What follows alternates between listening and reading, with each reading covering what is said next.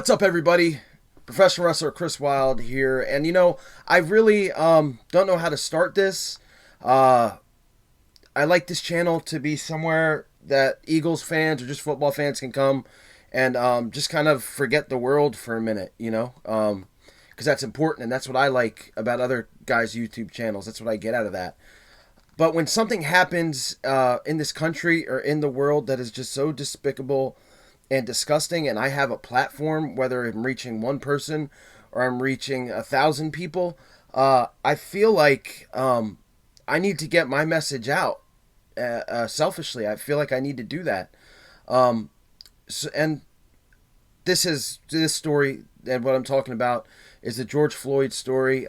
George Floyd, a black man that was murdered, absolutely murdered by Minneapolis PD a couple days ago, and people in sports. And I'll be honest, wasn't gonna post something. It just, again, I don't know if it's something that people that want to watch sports want to see, but athletes, all realms of sports have started to comment on this. Most recently, two former Philadelphia Eagles and Malcolm Jenkins and Emmanuel Acho, and then just hours ago, Carson Wentz posted a message. Right now, I'm going to get to the videos from Malcolm Jenkins and Emmanuel Acho, and then I'll post Carson's message at the end. So watch these videos and please come back. I got a lot to discuss, guys. To the George Floyd family and friends, my deepest condolences go out to you. I feel you. I pray for you. I'm here with you. I wear this on my shirt because I want this to be clear throughout the whole video, that we can't talk about justice until all four of the men who murdered George Floyd are charged and convicted of that murder. Because we've had this national dialogue about policing in the black community for years upon years and over and over and over. And at this point, I don't know what to do.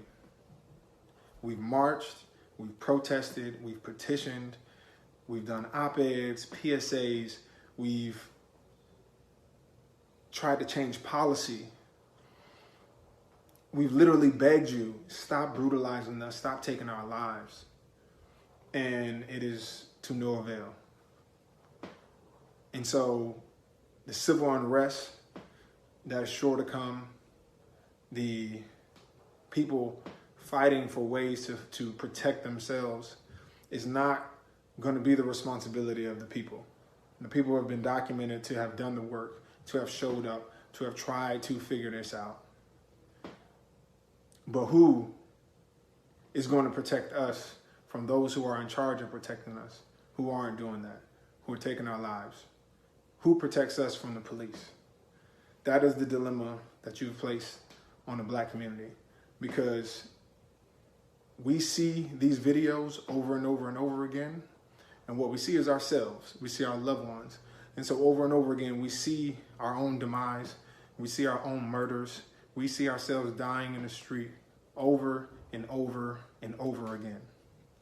And we are tired of begging you to see our humanity. We are tired of begging you to not kill us and murder us. So whatever this looks like moving forward, it is not on us, because we've done the work. And we can't talk about justice until all four of those men are charged and convicted for that murder. I feel sick. I feel guilty, and I feel confused. I'm sick because we've once again witnessed the murder of a black man at the hands of a police officer. Again, we're tired. We have no more tears to cry. We have no more characters to tweet. I feel confused because I don't know if there's anything we can do. We're still going to fight, and when we're still going to express our pain and our anguish in hopes that someone listens. But my black brothers and sisters, we're confused. And I personally feel guilty because a part of me realizes, man, I'm a sports analyst. These people don't want to see me tweeting about anything racial.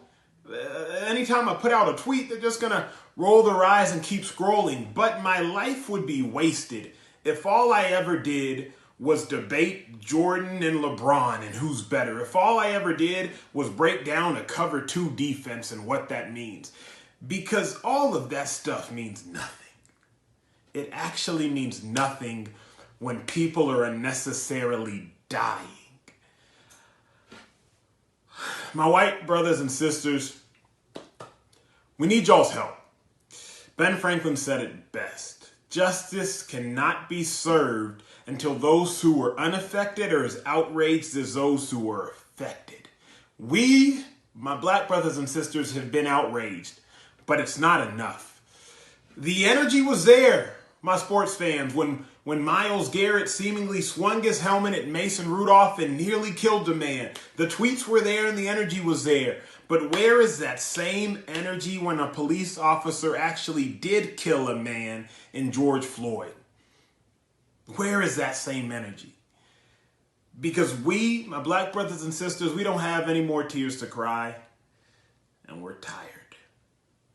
So we desperately need y'all's help. So yeah, some really important messages there from former Eagles safety Malcolm Jenkins and former Eagles linebacker Emmanuel Acho. Guys, I have a message that I want to get out.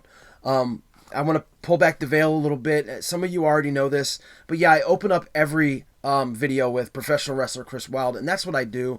That's my passion. That's something that I want to earn a living doing, where I don't have to have another job. But unfortunately, being an independent contractor without a contract in professional wrestling, I have to have something else to feed my family and myself. And I've been working in law enforcement for 13 years, almost 14 years.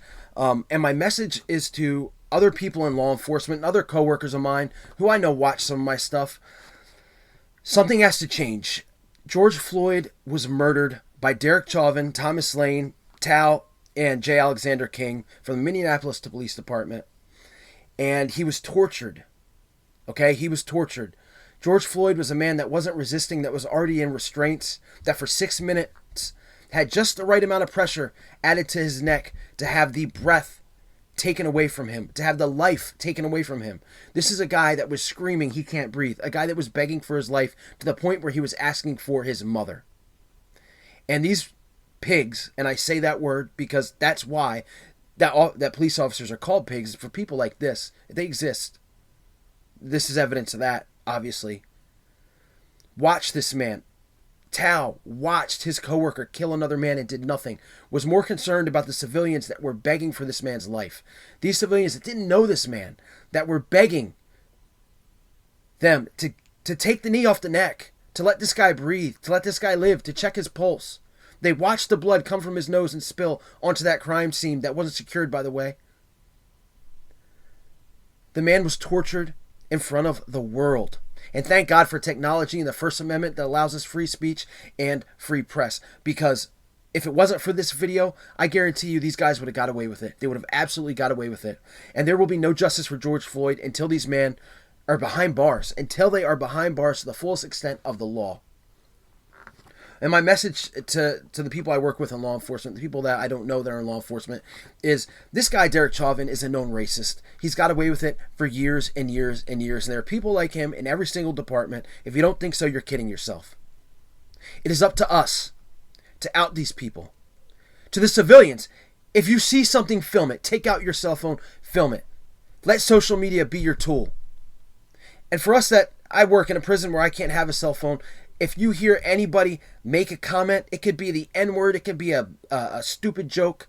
It's our responsibility to do everything that we can to get them out of that environment. We took an oath to the Constitution of the United States that protects people from cruel and unusual punishment. What happened to George Floyd was beyond cruel and unusual. And if we go into a workplace after taking that oath and let these racists just fly under the bridge, so to speak, and not get noticed, and something like this will happen. And if we let that happen, it is as much our fault as it was his. And the Minneapolis Police Department needs to be gutted because they let this happen. They absolutely let this guy murder this poor man with a family, with a daughter, with a mother.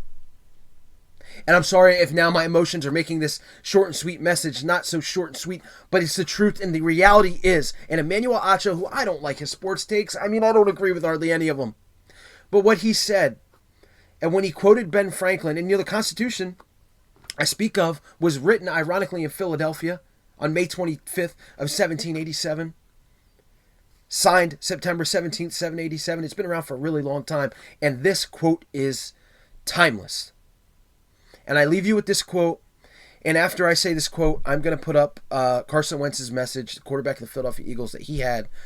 It was a tweet, it wasn't a video, so I'll post it after this and leave you guys with that. I watched this video with an African-American coworker, and I watched the tears roll down her face. And I had to hold back the tears of my own. And look, there's some good officers out there, man. But things like this put a black eye on every good thing every good officer ever did. And to know that my coworkers and my friends and my kids' friends have to worry and wonder about their family getting pulled over for something they might not have done, or something as small as a counterfeit $10 bill, and then not come home and die, is heart-wrenching. It's absolutely heart-wrenching. But the quote is this, from Ben Franklin, and Emmanuel Acho said it. You guys already heard it if you watched the videos before. That justice cannot be served until those who are affected, that those who are unaffected are as outraged as those who are affected. It's time to get outraged. Hashtag justice for George Floyd. Prayers go out to his family and to anybody that is a minority that watched this, and it absolutely crushed them. As much as it's crushing me right now. So here's Carson Wentz's tweets, guys. Thanks for watching. I'll see you later.